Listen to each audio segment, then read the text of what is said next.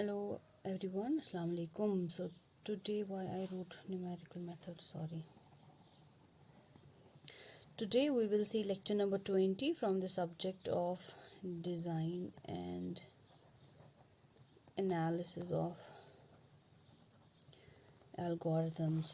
So today we will start a new topic from unit number 2, that is about the greedy algorithm. What basically greedy algorithm is all about and how many problems we have to solve. According to your syllabus, we have to solve 2 problems using greedy approach. One is a single source shortest path problem and one more is the knapsacks problem. Today, firstly, we will understand what actually greedy algorithm is all about.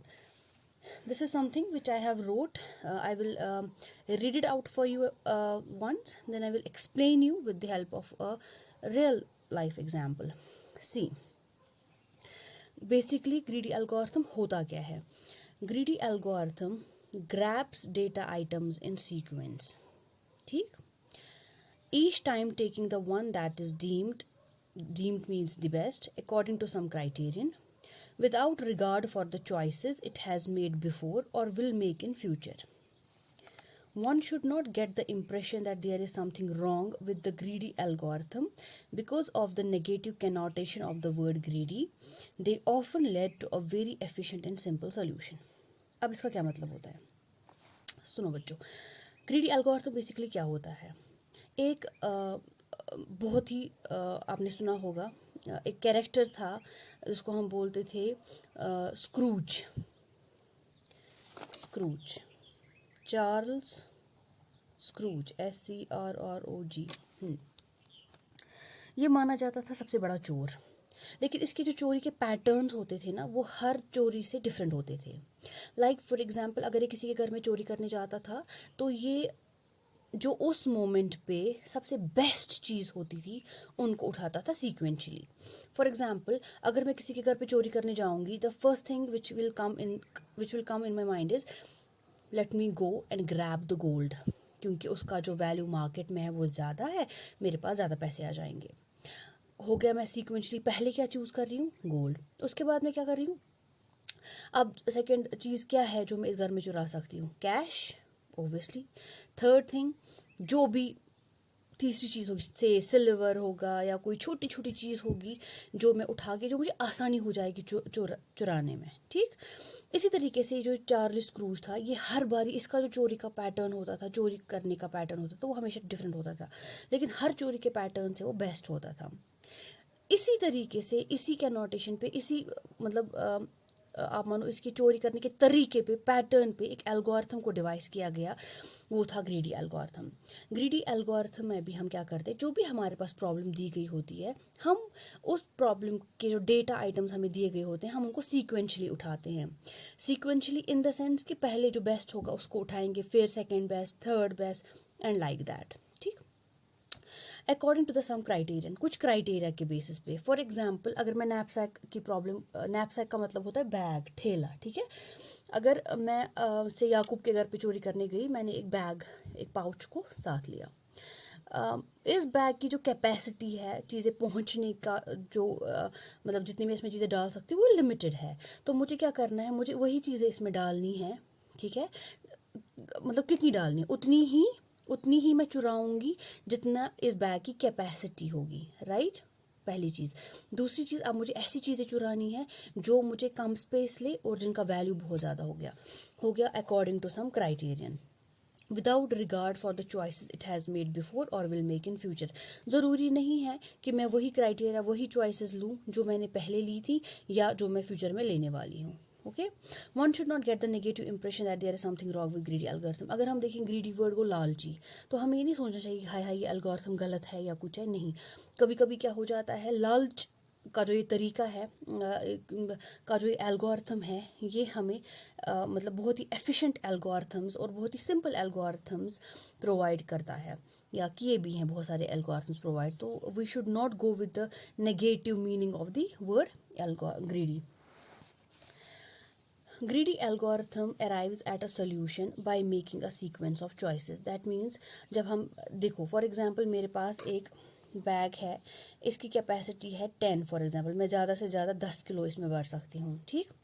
अगर मेरे पास बहुत सारा gold है, बहुत सारा gold है, बहुत बहुत बहुत बहुत सारा गोल्ड है, लेकिन उसका जो से मानो मतलब पहुँचेगा इस बैग में, कैपेसिटी जो है बैग की फुल हो जाएगी अप टू 5 kg को गोनिक 5 किलो भर से फॉर एग्जांपल गोल्ड से, फिर 5 kg का मुझे सोचना है कि मैं और क्या भरूँ, okay. So greedy algorithm arrives at a solution by making a sequence of choices. That means we have to make a sequence of choices so that we can reach or we can get what this algorithm is telling us, each of which simply looks the best at the moment, है ना। इस moment में मुझे पहले लगता है gold best है, second best may be the cash, हो गया मुझे इससे बैग इतना ही था, इसका वैल्यू बहुत ज़्यादा आएगा, तो मतलब these two things are sufficient because I have a capacity of 10 kgs only, okay. Each choice is locally optimal, हर एक चॉइस जो है वो अपने अपने टाइम पे एक ऑप्टिमल सोल्यूशन है। The hope is that a globally optimal solution will be obtained, हम उम्मीद करते हैं हम जितनी भी चीज़ें इस बैग में डाल के ले जाएंगे वो हमें ग्लोबली ऑप्टिमल हो, ग्लोबली ऑप्टिमल की उससे मुझे ज़्यादा से ज़्यादा फ़ायदा हो, ठीक। But this is not always a case, लेकिन हमेशा ऐसा नहीं होता है। This is what greedy algorithm is all about. अब मैं आप लोगों को एक छोटी सी एग्जांपल दूंगी ताकि आपको ये अच्छे से समझ में आए। से फॉर एग्जांपल अगर मैं इशफाक की बात करूं, इशफाक एक डिपार्टमेंटल स्टोर में जाता है, कहाँ जाता है, डिपार्टमेंटल स्टोर में, because he has to get so many items for his home. इसकी मम्मा ने इसको एक असाइनमेंट दिया है, काम दिया है करने के लिए, तो ये जाता है काम करने के लिए, मतलब चीज़ें खरीदने के लिए। जब ये डिपार्टमेंटल स्टोर में जाता है, इसने से फॉर एग्जाम्पल उसको मम्मा ने दिए थे 5 आइटम्स लाने के लिए, इसने लाए। अब इनका जो कॉस्ट है वो से फॉर एग्जांपल 100 रुपीज़ आया, ठीक। अब इसको कैशियर को कितने पैसे देने हैं, जो लेता है सेल्समैन को 100 रुपये देने हैं। से फॉर एग्जांपल इसका जो टोटल इसका जो टोटल अमाउंट है वो 70 से 2 रुपीज़ का आया, लेकिन इसको मम्मा ने 100 रुपीज़ दिया था, ठीक। अब वापस कितना मिलना चाहिए इसको, 100 minus 72 that is 8, that is 28,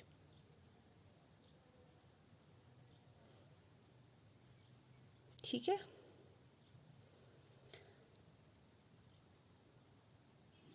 एक सेकेंड,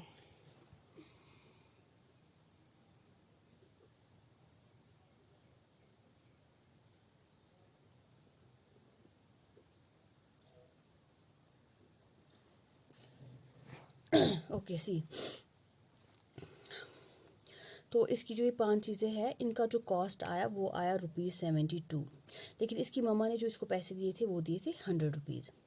अब जो ये सेल्समैन है जिसको आपने ये 100 रुपये दिया, वो क्या करेगा, उसको कितने रुपीज़ आपको वापस देने हैं, 28। तो वो कैसे आपको ये चेंज रिटर्न करेगा, there is a procedure for that. वो पहले मतलब यहाँ पे आता है एक लालच का चीज़। अगर सेल्समैन के पास से फॉर एग्जांपल 5 रुपीज़ की कॉइन है, 10 रुपीज़ के पैसे हैं, 20 रुपीज़ भी हैं, 2 रुपीज़ के पैसे भी हैं, लाइक दैट, ठीक। तो सेल्समैन सबसे पहले कौन सी चीज़ को उठाएगा, obviously he would try to take the note which has the highest value, ठीक, 28। दैट मीन्स वो 20 रुपये उठाएगा और सोचेगा क्या ये उतना अमाउंट है जितना मुझे इस इशफाक को वापस करना है। ही वुड से नो, अभी तो 8 रुपये और पेंडिंग है।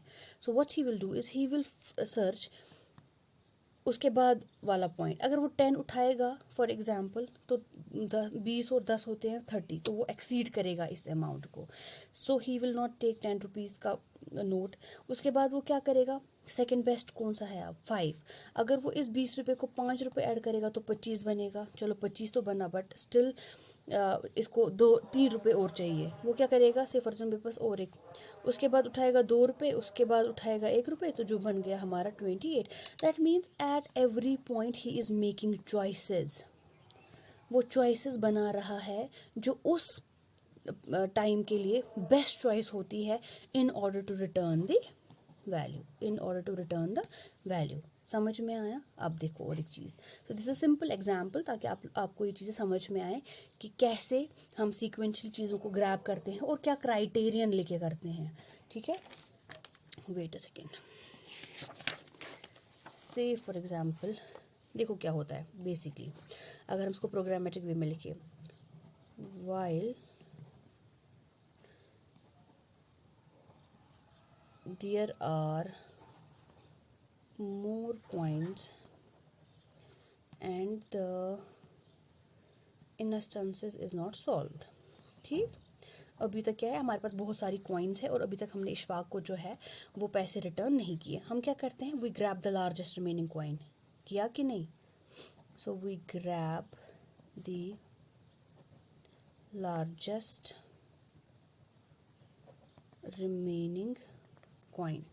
ठीक, हमने जब ग्रैब किया फिर हमने एक कंडीशन चेक की, if adding the coin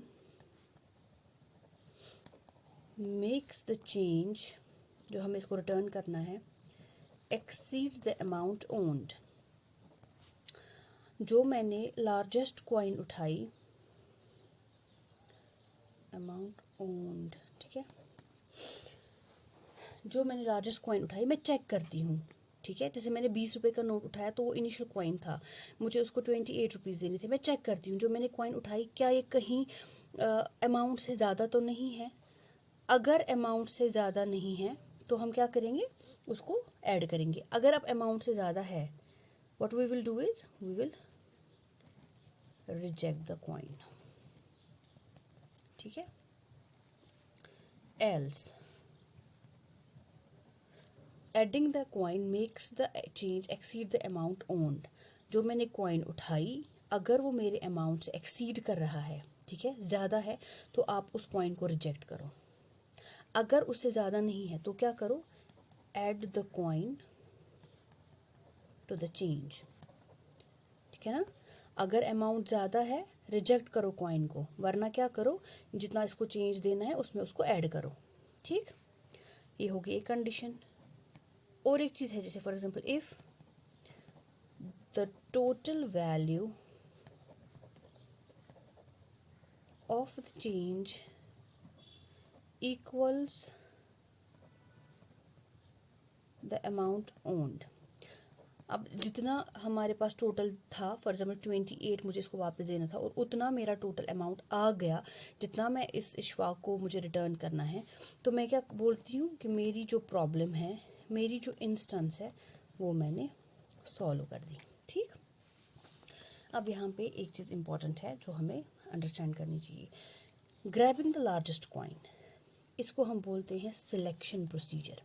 we are selecting जो भी हमारे पास प्रॉब्लम है। अब यहाँ पे मैंने एक छोटी सी प्रॉब्लम दी कि अगर फॉर एग्जांपल हमें शॉपिंग के लिए जाना होगा, ये जो ग्रैब हम करते हैं कॉइन्स को, उसको हम बोलते हैं सिलेक्ट करना, selection procedure. We first go with the selection procedure. उसके बाद if adding the coin makes the change exceed the amount owned, ये क्या है, हम एक कंडीशन चेक कर रहे हैं। इस कंडीशन को हम बोलते हैं फिजिबल चेक करना। हम फिजिबिलिटी देखते हैं, क्या जो मैंने सिलेक्ट किया क्या वो फिजिबल है मेरी प्रॉब्लम के हिसाब से, इसीलिए इसको बोलते हैं फिजिबल चेक या फिजिबिलिटी चेक, जो भी आप बोलोगे। जो लास्ट वाला है, इफ़ द अमाउंट वैल्यू, जब पूरा आ जाता है, that means this is the solution basically, इसको हम बोलते हैं सोल्यूशन चेक। तो ग्रीडी एल्गोरिथम में हमेशा 3 चीज़ें हमें फॉलो करनी पड़ती हैं। 1 is a selection procedure, 1 is the feasibility check, and third one is the solution check. Firstly, we check the selection, we do the selection, then we check whether जो हमने select किया क्या वो feasible है according to that criteria, according to the problem जो भी हमें दी गई होगी। then at the end we solve the problem। हम solution check करते हैं, क्या जो मुझे solution मिला वो जो मुझे चाहिए क्या वो मुझे मिला कि नहीं। So these 3 things are important for the greedy algorithm. Greedy algorithm के through according to the syllabus हमें 2 प्रॉब्लम्स को सॉल्व करना है। One is called as the knapsack problem and second one is single source shortest path problem. Okay, so in the next lecture दोनों में से एक problem को स्टार्ट करेंगे करना, इधर दिस और दिस, दोनों बहुत ही आसान है. So I hope you understood what basically greedy algorithm is all about. Thank you.